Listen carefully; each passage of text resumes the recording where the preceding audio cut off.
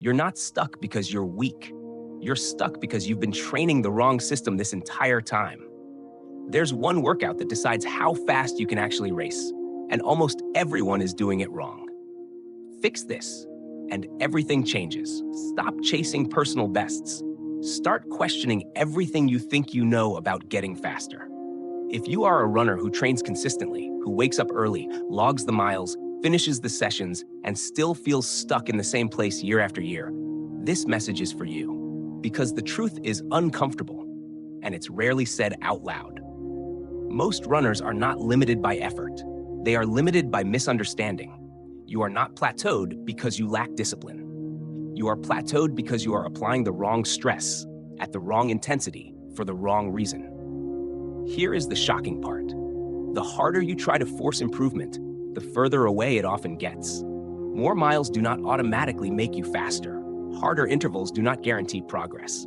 Suffering is not the same as adaptation. Performance does not improve through pain. It improves through precision. There is one workout that quietly determines how fast you can actually race. One session that unlocks sustainable speed and exposes the real limiter inside your physiology. It is not flashy. It is not glamorous. And almost everyone thinks they are doing it right, when in reality, they are not. RunForce Mindset welcomes you. Subscribe to the channel to receive practical, science-based insights that help you train smarter, not just harder. Before we continue, here's a question for you. What do you believe is holding you back right now? A, I need more mileage and tougher workouts. B, I need to train smarter at the right intensity. Comment A or B below. Why are you plateaued? If the first step is questioning what you've been doing, the next step is understanding why it hasn't been working. When progress stalls, most runners reach for the same explanation. My engine isn't big enough. I need a higher VO2 max. I need more intensity, more suffering, more proof that I want it badly enough. That belief is everywhere, and it's dangerously incomplete. VO2 max matters, but it is only the ceiling of your potential, not the expression of it. You don't race at your VO2 max. You run at a fraction of it. And for most runners, that fraction is painfully small. Think of performance like a machine. VO2 max is the size of the engine. Lactate threshold, specifically LT2, is the transmission. You can install a powerful engine, but if the gearbox can't transfer that power efficiently, the wheels never see it. The car feels strong, but it cannot hold speed. That's why you can feel aerobically fit, yet fall apart when the pace rises. That's why race efforts feel unstable, fragile, and unsustainable. The limitation isn't how much oxygen you can take in. It's how long your system can tolerate speed before metabolic stress forces you to slow down. This is the quiet bottleneck in endurance performance. And until you address it directly, no amount of effort will set you free. Once you realize the limitation isn't effort or fitness, the next question becomes far more uncomfortable. Have we misunderstood what actually causes you to slow down?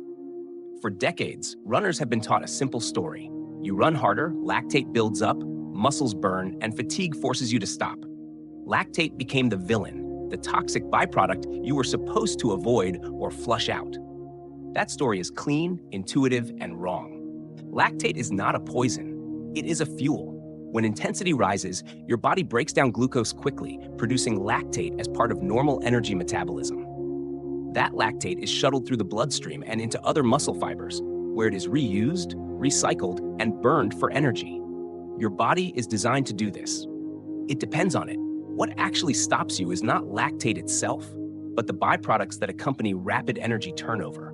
Most importantly, the accumulation of hydrogen ions.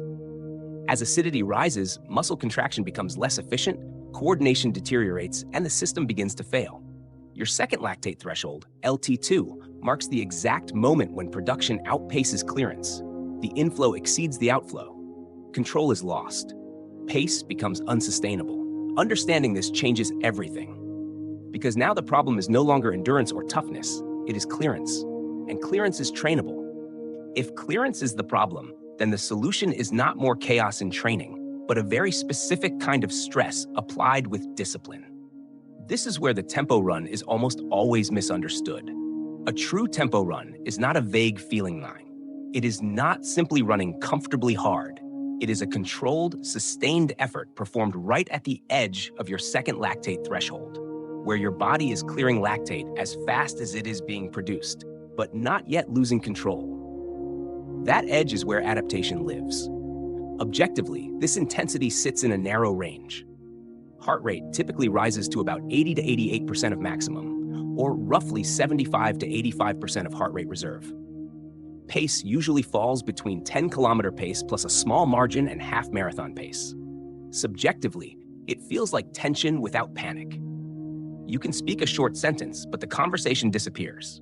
The defining feature is duration. A tempo run lasts long enough to challenge the system, 20 to 40 minutes for most runners, sometimes longer for advanced athletes.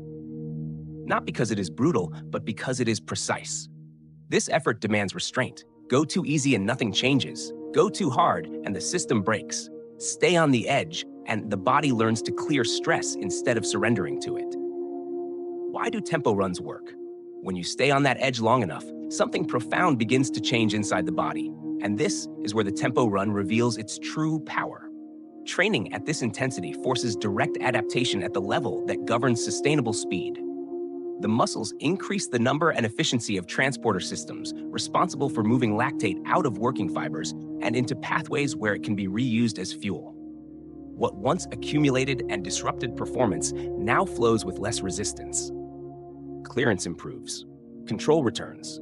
At the same time, the mitochondria adapt. They become better not only at burning fat and glucose, but at oxidizing lactate itself. Energy production becomes smoother, more stable, and less costly. The same pace that once demanded struggle now requires fewer resources. Oxygen consumption drops.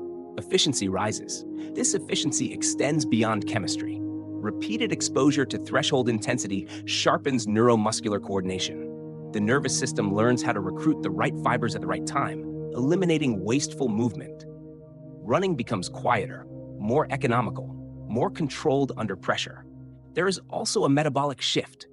As your ability to remain aerobic at higher speeds improves, reliance on limited glycogen stores decreases.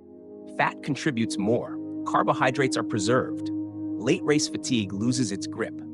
And finally, there is the mental adaptation. Tempo running trains restraint. It teaches you to sit with discomfort without reacting, without forcing, without breaking rhythm. That calm under stress carries directly into racing. This is why tempo runs are not optional. They do not make you tougher. They make you sustainable. Understanding why tempo runs work means nothing if execution is sloppy, because this is the one workout where small mistakes erase the entire stimulus. Everything begins before the hard running even starts. A proper warm-up is not preparation for comfort. It is preparation for efficiency. Easy running gradually opens blood flow, raises muscle temperature, and primes oxygen delivery so that when intensity rises, the system responds smoothly instead of panicking. Skipping this step forces the body to rely on stress instead of control. Finding the correct tempo intensity requires honesty. Recent race performances provide the most reliable anchor, supported by heart rate and filtered through perception. The effort should feel firm but contained. The first minutes should feel almost deceptively manageable. If you feel heroic early, you are already too fast. Once the tempo begins, the goal is continuity. No surges, no negotiations with the pace. Rhythm becomes the priority. Posture stays tall, breathing stays controlled, and attention turns inward. This is not about fighting fatigue, but about preventing it from escalating. The session ends deliberately, not abruptly. A calm cooldown allows heart rate and chemistry to settle gradually, accelerating recovery and reinforcing adaptation. Tempo runs reward patience. When executed with restraint, they teach the body how to stay composed while operating near its limits. Even when runners understand tempo training, progress often stalls because this workout is easy to corrupt and brutally unforgiving of ego. The most common mistake is running just a little too fast. It rarely feels reckless in the moment. The pace creeps upward, breathing tightens, and what was meant to be controlled becomes a quiet test of will. Physiologically, the effort slips beyond threshold and into a different zone entirely. The cost rises, fatigue accumulates, and the specific adaptation you came for never happens. Another silent killer is inconsistency. A tempo run done occasionally feels productive, but it does not rewire the system. Threshold adaptations require repetition. Without regular exposure, the body simply forgets. Recovery is the next casualty. Tempo work sits in an uncomfortable middle ground. Too hard to ignore, too easy to respect. Stack it carelessly with other hard sessions or chronic sleep loss, and the stress overwhelms the signal.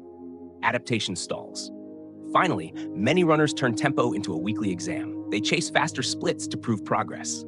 But tempo is not about validation. It is about accumulation. Some days will feel heavier. Some weeks will demand restraint. When ego leads, tempo breaks down. When discipline leads, progress becomes inevitable. When those mistakes are stripped away, what remains is not just a better workout, but a new way of organizing your entire training system. The tempo run is not an accessory. It is the structural beam that holds everything else together. Aerobic base work builds capacity, intervals sharpen the ceiling, but tempo training determines how much of that fitness you can actually use when it matters. It is the bridge between potential and performance. Placed correctly, tempo runs stabilize your week. They give context to long runs, making endurance purposeful instead of draining. They give meaning to speed work, ensuring intensity translates into race day control rather than chaos. Without tempo training, fitness stays fragmented. With it, the system begins to cooperate. More importantly, tempo running changes how you relate to effort. You stop chasing exhaustion and start respecting balance. You learn the difference between strain and breakdown, between pressure and panic. That awareness becomes a skill, not just a sensation. This is why experienced athletes eventually return to tempo work again and again. Not because it is exciting, but because it is honest. It exposes weaknesses without punishing you for them. It teaches the body how to stay fast without falling apart. Tempo is not about pushing harder, it is about holding together longer. And once tempo becomes the backbone of your training, the final question is no longer what to do, but how precisely you are willing to do it. Lactate threshold is not a fixed number. It shifts with fatigue, stress, sleep, and training load. Two runners can hold the same pace and experience completely different internal costs. That is why guessing, even when educated, eventually fails. Precision is what separates understanding from results. When training is guided by accurate data, patterns emerge. You stop reacting emotionally to workouts and start responding intelligently to signals. Adjustments become intentional instead of reactive. Progress becomes measurable instead of hopeful. This is where structure matters. Thoughtful analysis, individualized pacing, and continuous feedback remove uncertainty from the process. You no longer train to feel tired. You train to create adaptation. If you are serious about moving beyond plateaus, stop relying on assumptions. Replace them with clarity, because real breakthroughs are not earned by trying harder, but by training with precision and purpose. At its core, today's message is simple but uncomfortable.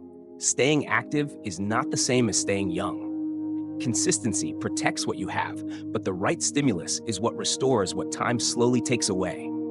Aging does not come from effort, it comes from adaptation, slowing down. When the body is never asked to rise, it quietly learns to settle. The deeper lesson goes beyond training.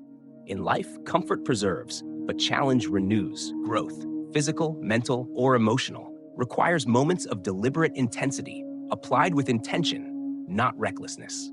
The goal is not constant struggle, but precise challenge at the right time. That principle applies to your health, your career, and your mindset. Now, a simple question for you. Do you believe growth comes more from comfort or from well-chosen challenge?